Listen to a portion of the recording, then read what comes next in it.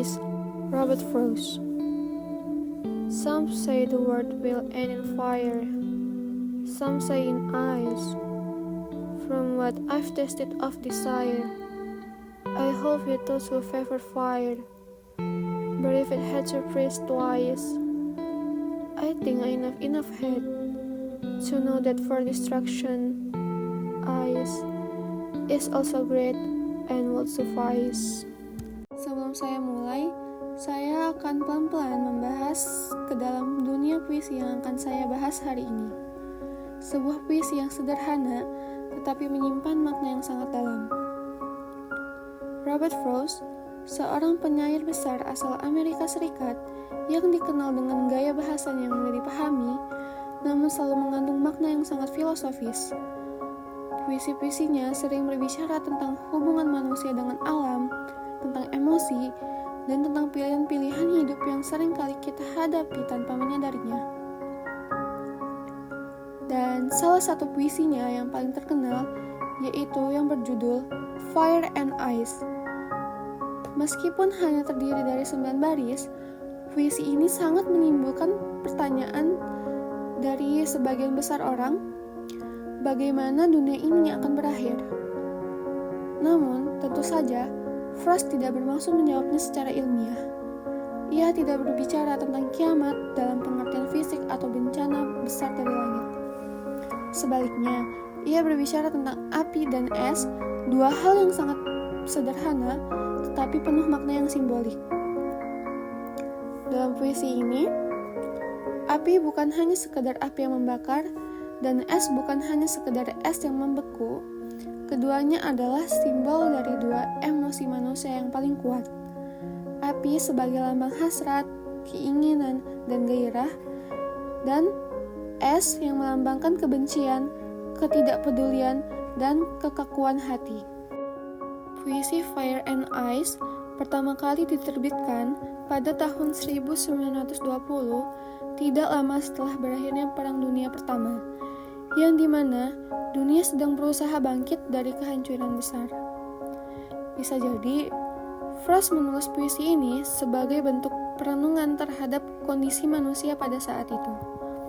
Bagaimana rasa serakah, ambisi, dan kebencian mampu menghancurkan dunia, bahkan tanpa bencana alam sekalipun.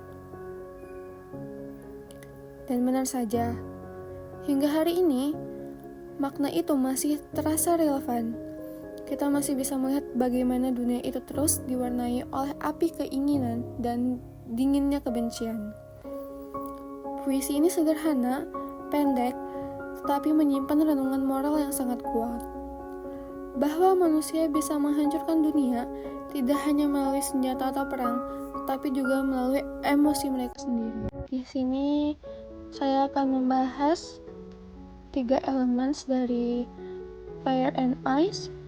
Yang pertama ada physical structure, lalu ada acoustic, dan yang terakhir ada language and meaning. Yang pertama saya akan membahas dari struktur fisiknya dulu.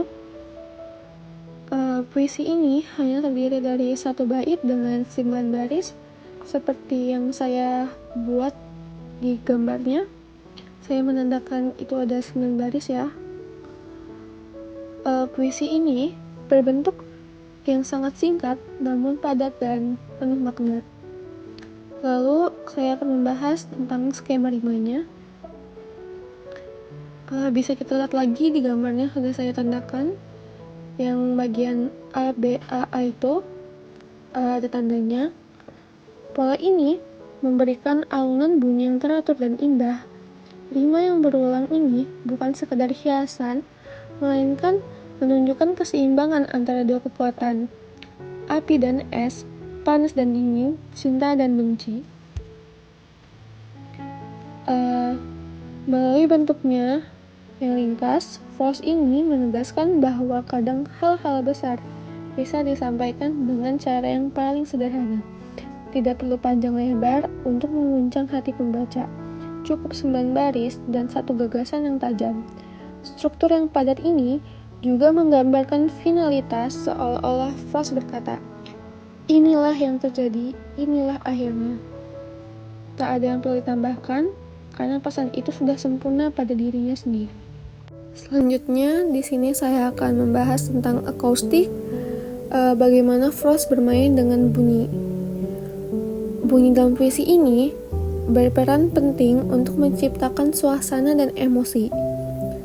Frost menggunakan aliterasi atau pengulangan bunyi konsonan di awal kata, seperti dalam kalimat "From what I've tasted of desire, I hold with those who favor fire."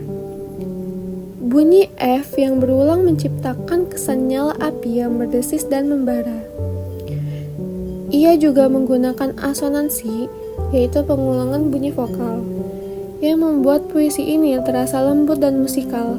Misalnya, pada baris I hold with those who favor fire, bunyi O yang panjang membuat kata-kata itu mengalir seperti gelombang panas yang perlahan menyebar.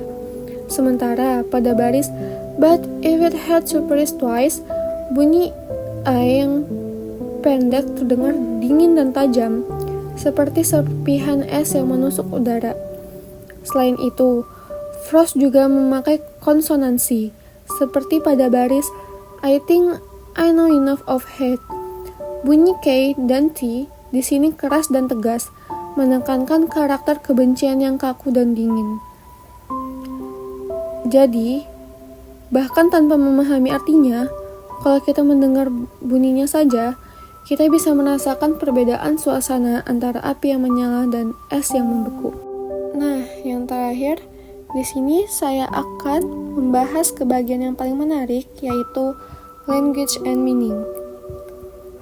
Frost menggunakan gaya bahasa metafora dengan sangat kuat. Api di sini bukan hanya panas yang membakar, ia adalah simbol dari hasrat, keinginan, dan ambisi manusia. Sesuatu yang bisa menyalakan semangat, tetapi juga bisa membakar dan menghancurkan bila tak terkendali. Sedangkan es adalah simbol dari kebencian dan ketidakpedulian. Ia tidak meledak seperti api, tetapi perlahan-lahan membekukan hati manusia, hingga tak lagi mampu merasakan empati atau kasih sayang.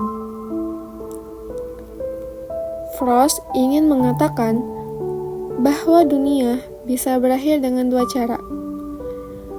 Yang pertama, oleh panasnya cinta yang berlebihan, atau oleh dinginnya kebencian yang membeku. Keduanya sama-sama ekstrim, dan keduanya sama-sama berbahaya. Nada dalam puisi ini tenang, hampir seperti percakapan sehari-hari. Namun, di balik ketenangan itu, ada ironi yang tajam.